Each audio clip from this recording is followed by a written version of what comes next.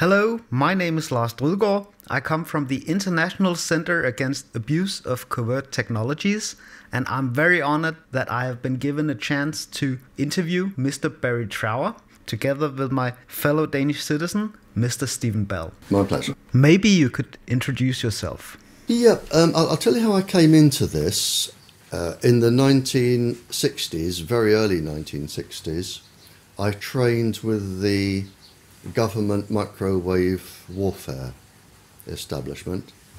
I looked at all aspects of microwave warfare, and when I finished my time in the military, because I had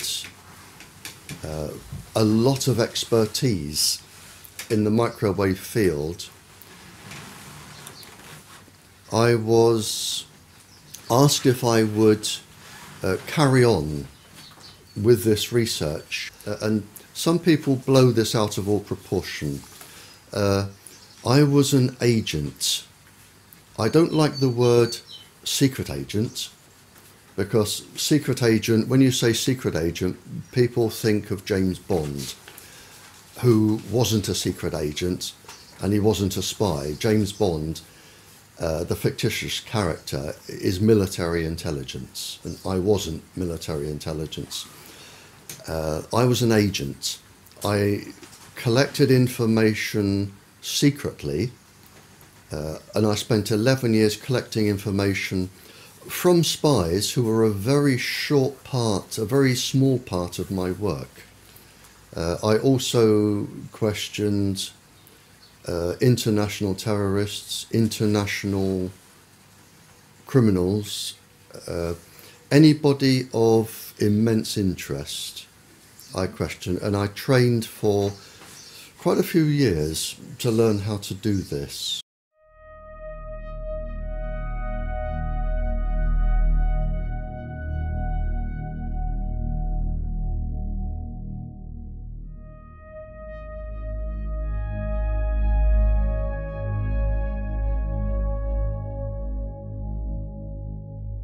They found that there was an unusual number of breast cancers, childhood leukemias, other cancers, and they couldn't work out why.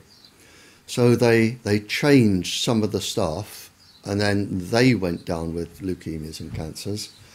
And again they changed the staff, and then they looked into this and found they were being microwaved. And this is where the United States became a little bit naughty. They decided to keep this quiet. The Americans used their own people as initial guinea pigs to develop their own weapons. And then when it was discovered what was going on, initially there was a denial that you always get. Then there was a cover-up report, and finally a very renowned professor, I think he has about 18 professorships, John Goldsmith, he wrote the definitive proper report and found that low-level microwaves were causing an enormous amount of cancers and leukemias and ill effects. And by then, everybody was leaping onto the microwaves as stealth weapons, and they go from there, which was the 50s, right up to and including the present day.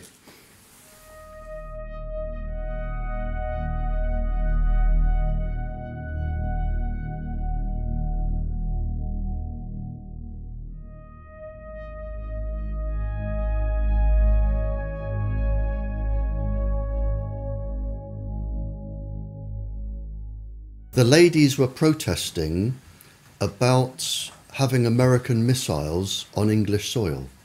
Mm-hmm.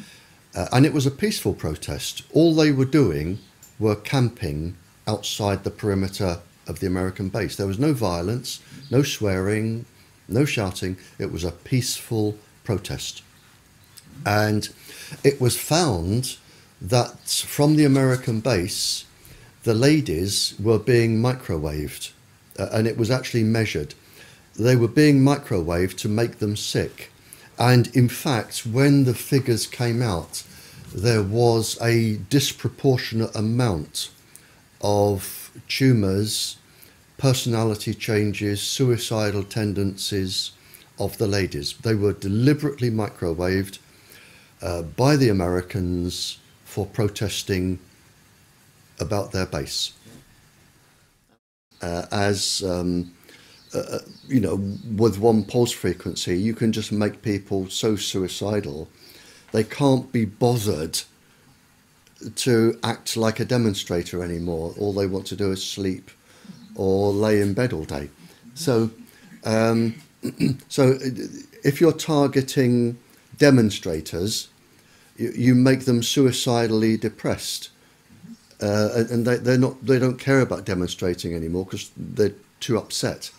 Whereas if you want to cause a specific psychiatric illness, you would have an infrared device that followed the person, and you would link it to a pencil-thin microwave source, so the microwave beam would always target a specific gland or a specific part of the brain or an eye or a heart. So you would have them being targeted.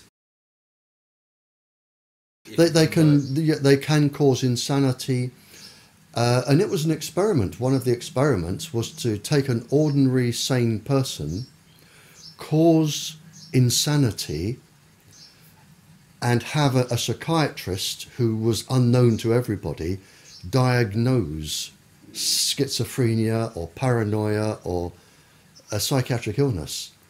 That was a successful outcome, and the person would spend the rest of their life in an asylum in misery, but to the government scientists that was a success. Well, it's a guinea pig locked up. Oh yeah.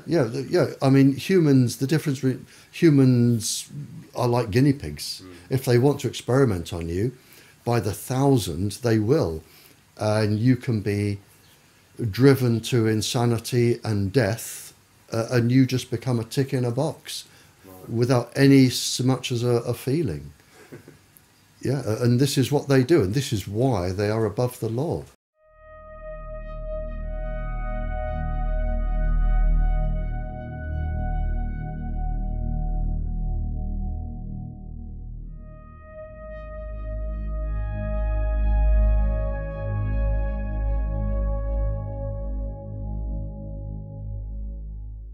It wasn't until around the 70s that this became secret. For some reason, it was talked about openly. You know, if I'm talking to a spy and I want to find out where the spy was trained, how the spy was recruited, over the 5-year period of training and everything that went on, it's going to take years and years and years. But if you want to talk about microwaves and chips and microwave weapons, they'll just talk about it over a biscuit and a cup of tea. It wasn't secret. Most governments talked openly, or people talked openly about it. It wasn't until the 70s, mid-70s, that I think the full potential of this globally came into force. And the governments decided then to put everything under the Official Secrets Acts. But until then, nothing was secret. It was just talked about openly. That's actually very interesting. Yeah, I mean, it just wasn't, people didn't know about it. It wasn't general knowledge. You wouldn't meet somebody in the supermarket and say, have you got a chip in? But the people that had them knew they had them, and they would go around talking about them, and other people would talk about them. Whereby with the special forces you could send down, if you had an idea roughly what country they were in, you could send down a beam from a satellite. The chip would be switched on by the beam, energized, and would send a signal back. You've got that type of chip.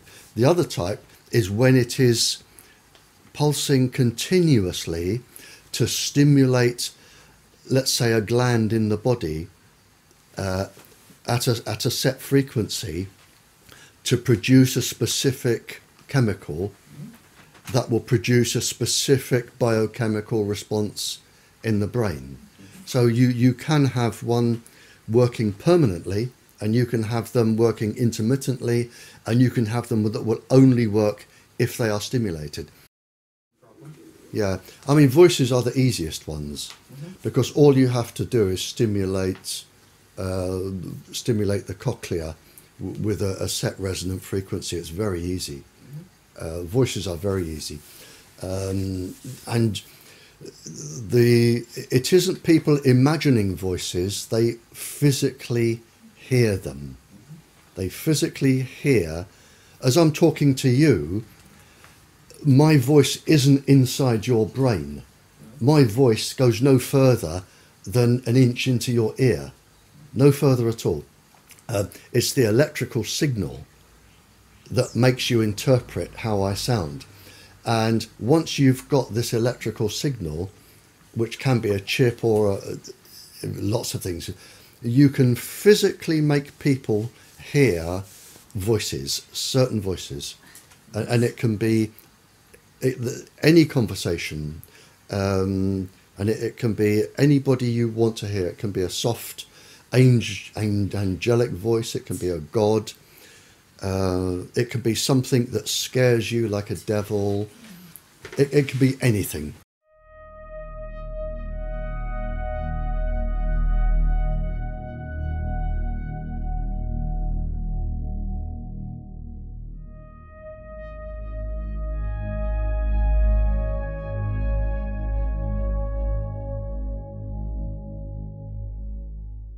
Fair enough. So I was there. I went into the back of a big black car, and it took me off in the dark, and then underneath a huge building in the dark. And I was suddenly thinking, well, hang on, this could be a bullet in the back of the head time. I'm getting uncomfortable here. But he took me out and took me to a room, and he said, I'm an international scientist. He said, and something is really, really worrying me, and I have to tell somebody who can tell the world. Now, I actually knew what he told me, I knew was going on anyway, because it had been discussed in other countries. But he said, it is now possible to genetically change bacteriums and virus, genetically change them. What has been developed now is if bacterium, they can lay, and yeasts, they can lay in the soil for hundreds of years in a dormant stage. And it's known by grave diggers or people who dig up old graves that it's possible when light comes on the bacterium